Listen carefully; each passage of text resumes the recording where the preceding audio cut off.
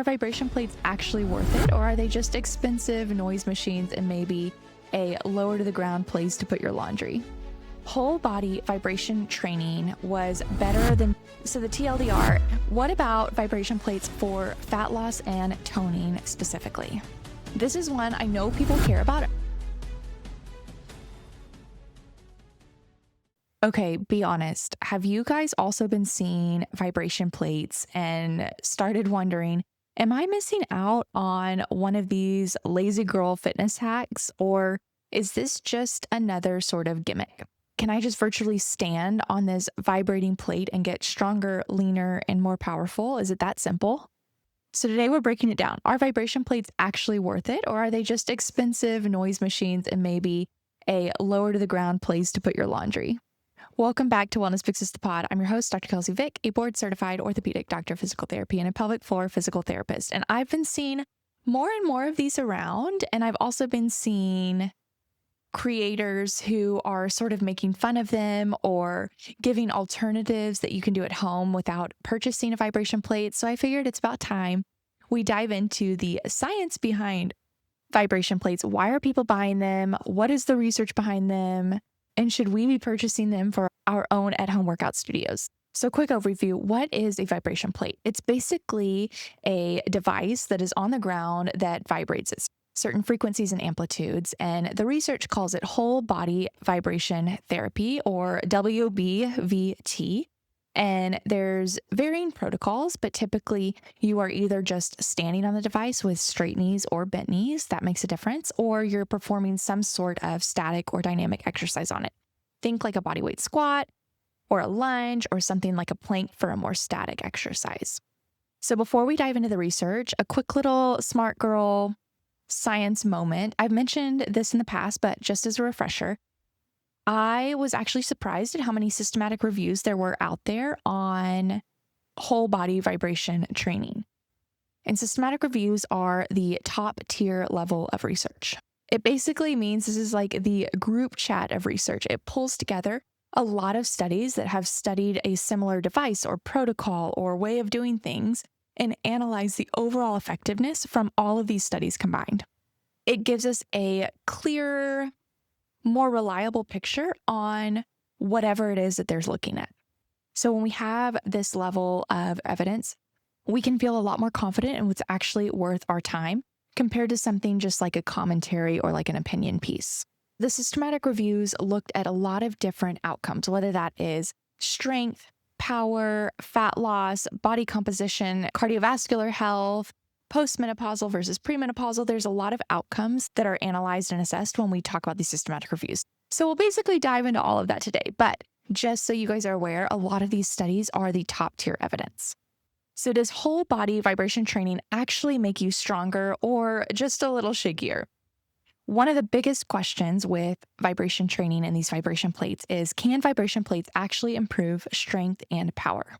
One of the main systematic reviews and meta-analyses looked at over 700 women. So a strength of these systematic reviews and meta-analyses is that it's not just a smaller sample size that's part of one study, but it's really grouping together a lot of different participants, different demographics. So it's decreasing your risk of error and increasing the overall sample size. Here's what they found. Whole body vibration training was better than doing no exercise at all. But regular exercise was still better than vibration training, except in one situation, jump performance. And this is the one where I raise an eyebrow a little bit. Most of these studies didn't actually include jump training as part of their exercise routines. So let's say they were comparing whole body vibration training plus exercise. So think bodyweight squats on a vibration plate compared to bodyweight squats without the vibration plate. So they're comparing with versus without when it comes to exercise, and then they're measuring the power output after. However, they're not necessarily doing a power exercise. So they're not doing squat jumps or broad jumps or counter movement jumps to train to improve their jumping ability or their power output. We have this concept in exercise science called specificity of training, where it basically says if you are a basketball athlete, you're going to want to train specific to your sport like a basketball athlete. Yes, you're going to be doing squats and jumps and deadlifts and core work, but you also need to train for basketball. Same thing if you are a power lifter. Yes, you're going to be doing all of these additional supplemental motions to help your overall health, wellness, and ability to perform those powerlifting movements, but you're also going to practice those powerlifting movements. So you have to be specific with your ultimate performance goal. And a lot of these studies that measured power output with that counter movement jump did not include jump training in the exercise protocol. So I'd be interested to see how whole body vibration training influenced jump training when compared to jump training alone. Other notable findings when it comes to strength and power specifically were that less trained individuals derived greater improvements in strength and power compared to trained individuals, which this one applies to a normal exercise program anyways. If we put the untrained person through a bodyweight exercise program and the trained person through a bodyweight exercise program, the untrained person is going to derive greater benefits because the stimulus for them is greater compared to the trained person. So that makes complete sense. And lastly, postmenopausal women derive greater strength and power improvements from whole body vibration training compared to premenopausal women. As a little aside, you might be asking yourself, what even is the mechanism behind whole body vibration training and strength or power improvements? Like, why would this even be something that they studied? How can standing on a vibration plate or exercising on a vibration plate actually improve strength and power? It's actually kind of cool, and it relates back to when you go to the doctor's office and they check your reflexes. If you ever have gone to the doctor and they've checked your reflexes, hopefully they have, or a physical therapist or someone has checked your reflexes, they'll usually use a reflex hammer and tap. The knee is kind of the one a lot of people know. So they'll tap the knee and then you'll subsequently kick if you have a good solid reflex. As a little disclaimer, just because you don't kick doesn't mean you don't have a good reflex. There's other things that go into play, but a normal response is a little kick. So that stimulus of the hammer hitting your knee creates a muscle response. This is a similar hypothesis to why vibration plates might actually improve strength and power. The vibration from the vibration plate activates these stretch receptors throughout our body, which in turn creates this muscle activation. We can think of it like a protective response a little bit too. With that reflex, the body senses a stretch and it thinks, okay, I have to protect that in some way. So let me activate the muscles involved to reduce that stretch to protect the body. So the vibration plate also activates these stretch receptors that then activates the muscles in order to sort of like protect the body. But it's a way to activate muscles, which activation of muscles can increase strength and power depending on the stimulus that your body needs. That's probably why it's more effective in untrained individuals compared to trained individuals, is there's less of a stimulus needed for untrained individuals to get that same improvement.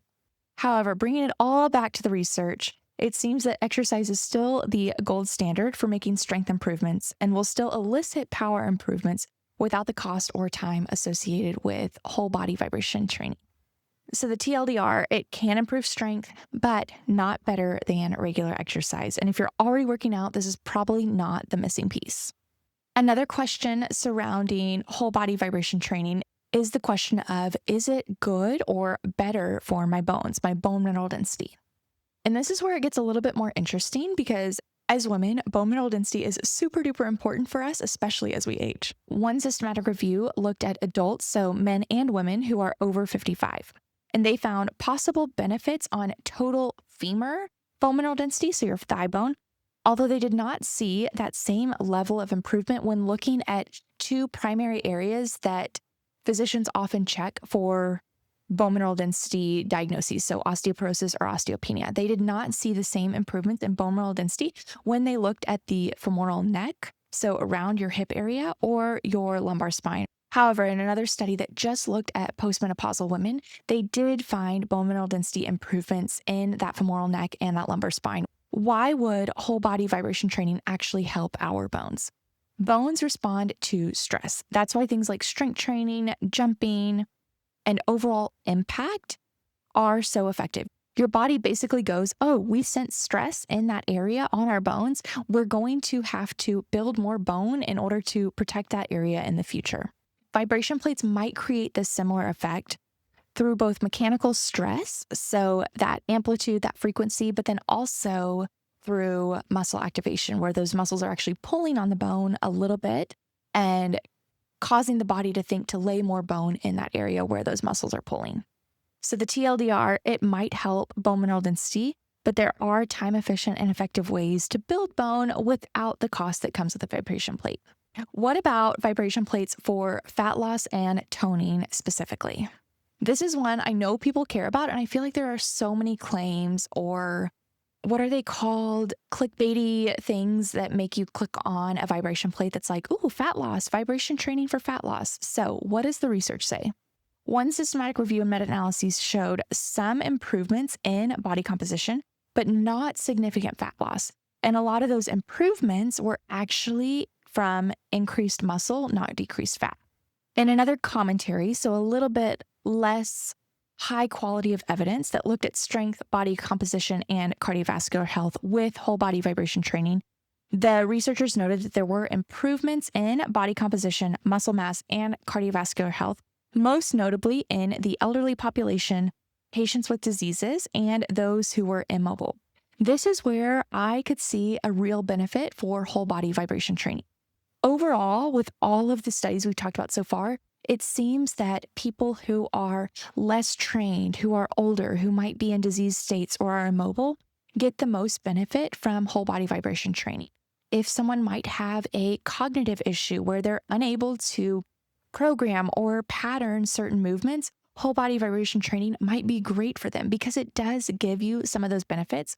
Just when you compare them to other forms of strength training or cardiovascular exercise, the cost benefit might not be there. But for rehab purposes, for patients who might be immobile or who have cognitive deficits or who are older and might not tolerate certain joint motions or exercises anymore, whole body vibration training could be very useful.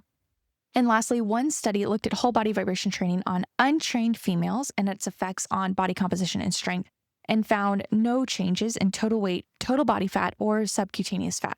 However, they did find improved strength, and they noted it was similar to what one would gain from traditional strength training programs.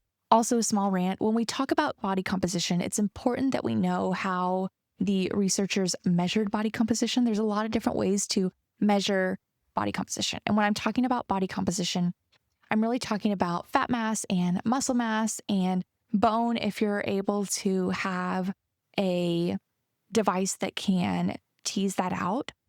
There are a variety of methods, and there's one gold standard. And the gold standard is the DEXA scan that gives you a look at your fat mass, your lean mass, your bone mineral density. It can break it up by body region. It is the gold standard for a reason. It is very, very cool and gives you a lot of great information. Importantly, it does not fluctuate based on your hydration. A lot of the other testing methods will fluctuate based on your hydration, whether through a bod pod where you're floating basically and they measure water content and estimate body composition from that, or there's an electrical pulse one where you either have a handheld one, or some people have like a feet and a handheld one where there's basically an electrical current that goes through your body, and the faster or slower tells it how much water you have. And from that, you estimate fat mass and muscle mass. And then there's also calipers where you basically pinch different standardized areas, but there's a lot of user error in that because I'm going to be the one pinching different areas to measure body fat and then use a formula to estimate body fat percentage overall and muscle mass percentage. So there's just a lot of error that goes into it. And not many of the studies used DEXA scans as their way of measuring body composition. So I'm just saying there's a lot of error built into these studies anyways because of the method of body composition testing that they chose to do. And that's not a dock on the researchers. A DEXA machine is very expensive. So it is just saying that when we talk about applying research to our own lives, this is something that we need to consider. So the TLDR, this is not a fat loss hack, but it can be a helpful tool for certain people. Think older adults, people with mobility limitations, rehab settings, or individuals who might not be able to tolerate traditional exercise. for whatever reason. So what would I actually recommend? If you're in your 20s and 30s and able to exercise, I don't think you need to be going out and purchasing a vibration plate. We did a series back in the fall called the Exercise Handbag Series, and it basically simplified the exercise types and variations that we need as women for our goals now, but also for our longevity in the future. Things like strength training and high intensity interval training or sprint training, jump training, recovery. We talk about a lot of the foundational essentials that we all need in our exercise handbags, and a lot of the benefits that whole body vibration training proposes that might happen in some people also occur when we exercise and apply some of these exercise essentials into our own exercise routine. So highly recommend that series. I believe it's around episodes like 74, 73. I know episode 74 is our episode on jump training, and jump training specifically affects bone mineral density and a lot of other things in our bodies, but jump training is the big one that helps bone mineral density. I call it like bone building on steroids. Jump training allows us to improve our bone mineral density in a quick way. So there was a study done on college girls that said jump training 3 times a week, doing 10 vertical jumps with 8 to 12 seconds in between, improve their bone mineral density. So that takes like less than a minute the entire week, and you get some of those bone mineral density improvements.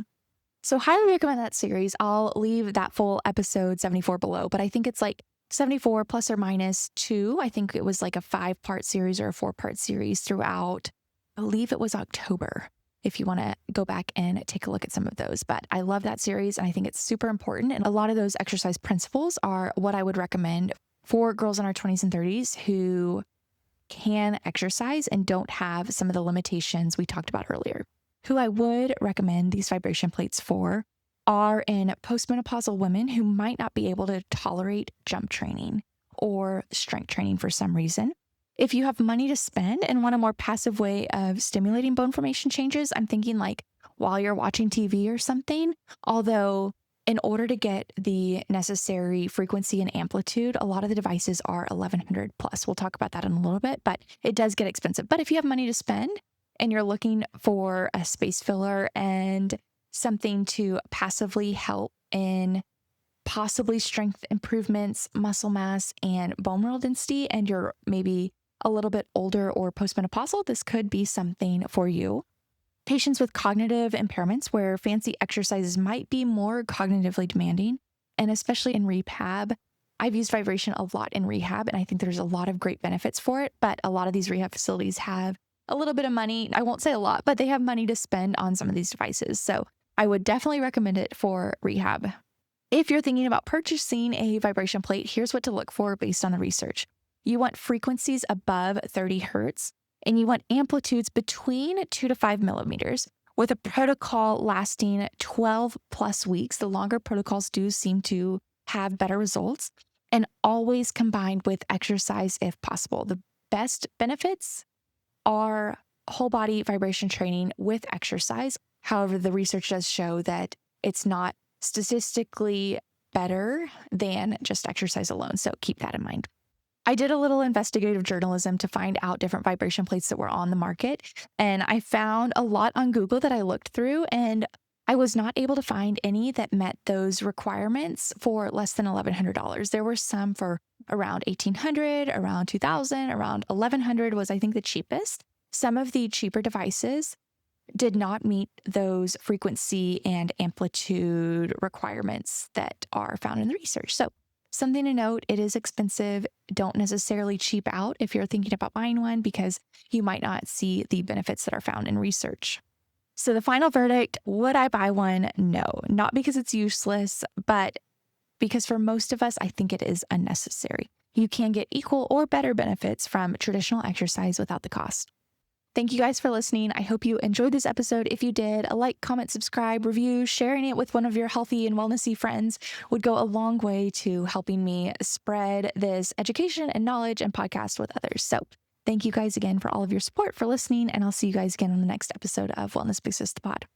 Also, while I was in South Korea and Japan at the beginning of March, we hit our 2-year anniversary of Wellness Big Sis the Pod. So I wanted to shout that out. Last year, I did like a 1 year episode. This year, I think we're just going to pass on through and keep on keeping on. But I feel very proud to have done 2 years of this, releasing once to twice a week. And I am grateful for all of you guys, old and new listeners who have joined in on the journey. So thank you guys again. I wanted to shout that out a little bit before we end. Okay, done.